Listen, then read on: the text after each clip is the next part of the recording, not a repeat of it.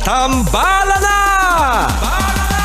At eto na sila, ang nag-iisang masugid na tagahanga ni Nicole Yala, Chris Chuper! Kasama ang nag-iisang die-hard fan ni Chris Chuper, Nicole Yala! Mula sa Mahiwagang Burnay, ang kwento.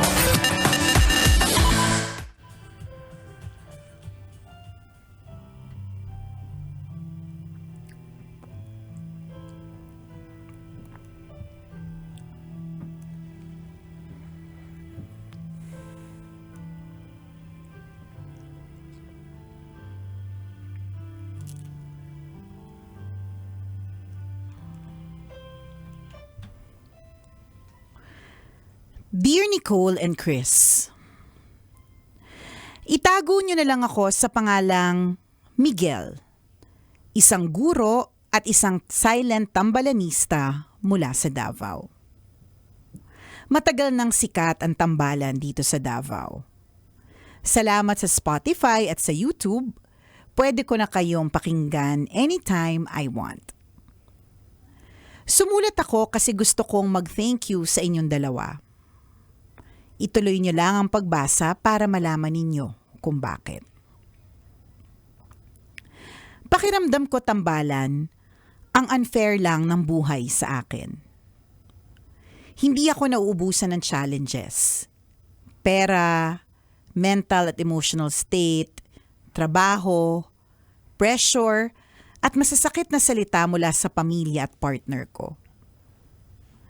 Hindi ko alam kung saan ako lilingon, kung kanino ako maglalabas ng hinanakit, at kung kanino ko ibubuhos ang luha ko. Hindi ko maramdaman ang Diyos. Parang wala akong kakampi. Itinatago ko sa peking ngiti ang lahat. Sa sobrang bigat ng pakiramdam ko, halos mawala na ako sa sarili. Tulala, naiirita bigla, tatawa ng konti, tapos iiyak ng marami. Gusto ko nang matapos ang lahat kaya naisip kong tapusin na lang ang buhay ko. Alam ko na kung anong gagawin ko pero bigla akong napabukas ng laptop. Nag-YouTube ako at doon nakita ko ang thumbnail ng tambalan. Dahil tambalanista, pinanood ko. Yung video ng Iyakin Era ni Nicole yung nakita ko. Tawang-tawa ako. Alam niyo yung tawang masakit na yung tagiliran mo pagkatapos. Yung ganong tawa. Totoo. Masarap sa pakiramdam. Nanood ako ng nanood at nakalimutan ko na magpapatiwakal nga pala ako. Siguro kayo yung pinadala ni God to save me. Tunay ang sabi ni Chuper, ang tawa ng mangkukulam ay nakakasalba ng buhay. Nangya ka. Uy, wala akong sinabing kanina. Sinong may tawang mangkukulam? Wala kayong ebidensya. Ang dami ko pa ding issue sa buhay ko pero nakikita ko na ang pag-asa sa likod ng bawat hamon sa buhay. Araw-araw pinipili kong maging masaya kahit may pinagdadaanan. Nagdadasal din ako. Siyempre pa, nanonood sa inyo. Hanggat may tambalan, may dahilan para mabuhay. Sana isang araw madalaw ko kayo. Gusto ko kayong yakapin at gusto kong magpasalamat ng personal. Tuloy lang tambalan ha. Napakaraming natutulungan ng programa ninyo. Paminsan-minsan, nakakapagligtas pa ng buhay. Ang inyong tambalanista mula dito sa Davao, Miguel.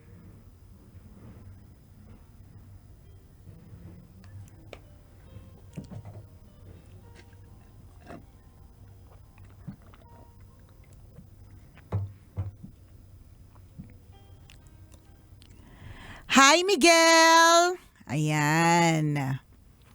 napakaganda naman ng kwentong ito. Ito yung isa sa mga masasabi namin ni partner na rewards of our hard work. Yan. At reward nung tawa ng mangkukulam yan.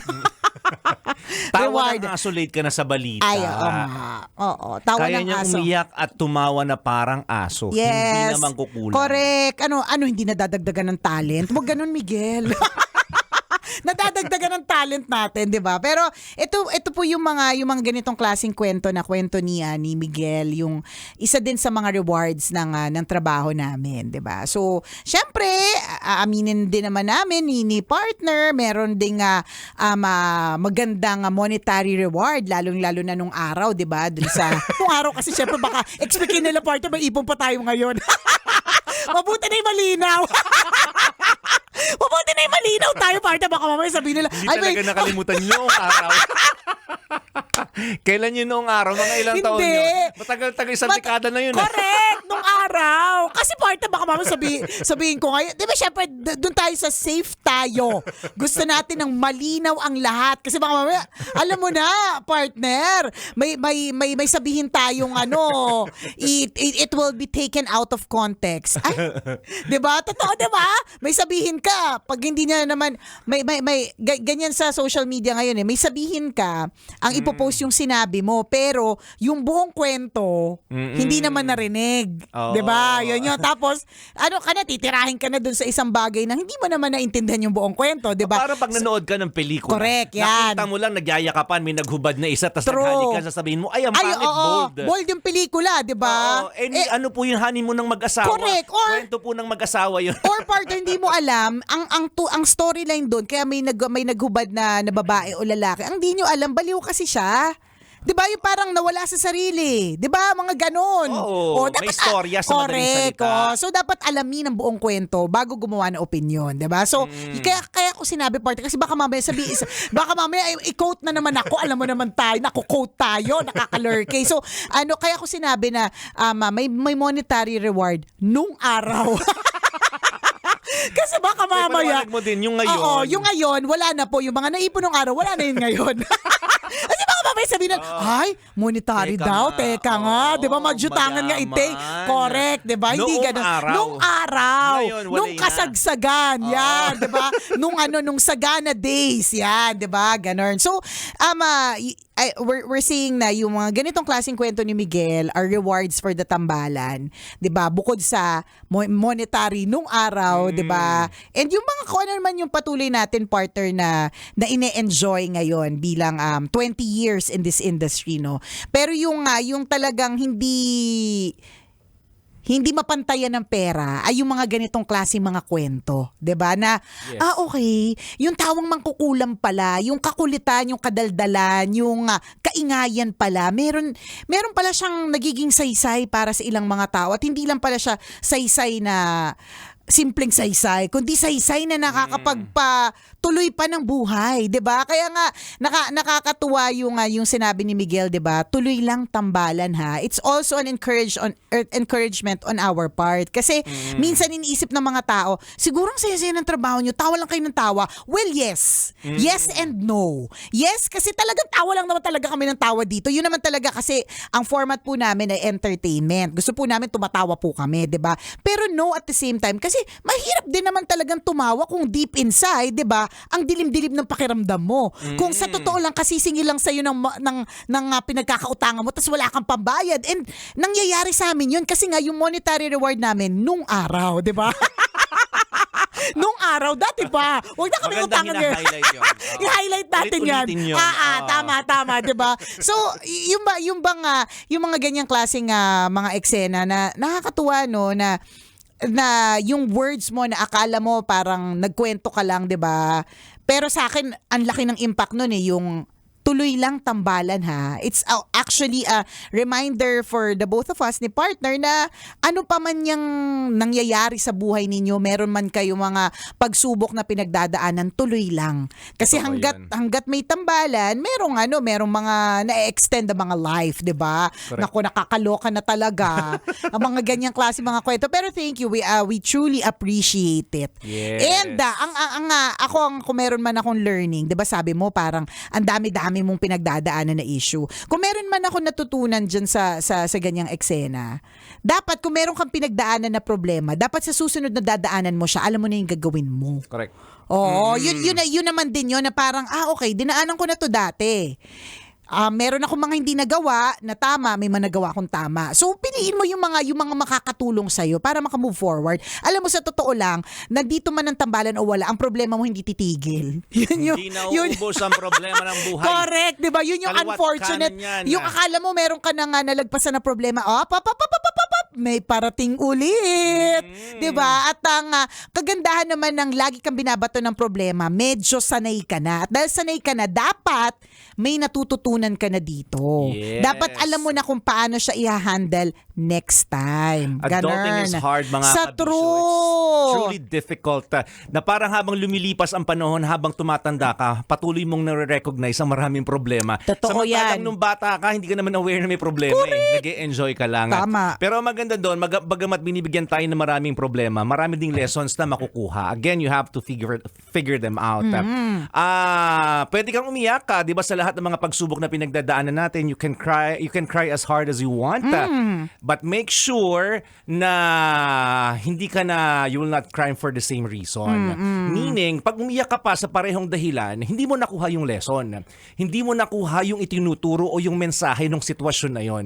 Pwede kang umiyak sa unang pagkakataon, sa pangalawang pagkakataon. Pwede. Pero kung nangyari ito for the third time, fourth time, fifth time, and many times over. Pwede ring mag-cry, magluha-luha, pero dapat alam mo na yung gagawin mo. Yes. 'Di ba? Parang, okay. Bawa, nagkasakit yung anak mo ng ubot-sipon. Hindi yan natitigil. Hanggang nabubuhay ang magkakaubot-sipon yan. Correct. So, kung sa unang beses nagkaubot-sipon yan, nataranta ka, umiyak ka, nagpanik ka, nagwala ka sa labas, ganyan, gets namin yon first time eh. Pero dun sa pangalawang beses, sige, kung nagpanik ka ulit, okay lang, sige, go. Pero dun sa mga third and fourth time, dapat alam mo na yung gamot na bibilihin. Yes. Alam mo na yung suob. Alam mo na yung sintomas Correct. na magkakasipon yung anak mo. True. So yun pa lang, alam mo na Correct, ang gagawin pagka nakita mo na agad yung symptoms. Yung preventive measures, dapat knowing mo na. So, ganun din sa problema. Okay? Dinaanan mo tong problema na to, kunyari sa career mo. Dati, dinaanan ko na to chismis opisina, ganyan. O dapat, kung dinaanan mo yun, dapat alam mo na kung paano i-handle siya this time. Totoo yun. Diba? Yun naman yung maganda dito sa'yo. Kung titingnan natin in a more positive point of view o mindset, yung sabi mo, lagi kang binabato ng problema. Ang maganda dito, kapag ka may problema, sanay ka na, di ba? Correct. Umaga parang, okay, problema ba yan? Sorry, kayang-kaya ko na yan, di ba? Ganun. Kung gusto nating we're on the safe side, ayaw natin ng challenges, pero pag titingnan mo rin pala, okay din pala yung mga taong binibigyan ng maraming challenges. Yes. Kasi ang daming natututunan. Learning opportunities ito for most of us, di ba, na nakaka-experience sa malaking problema.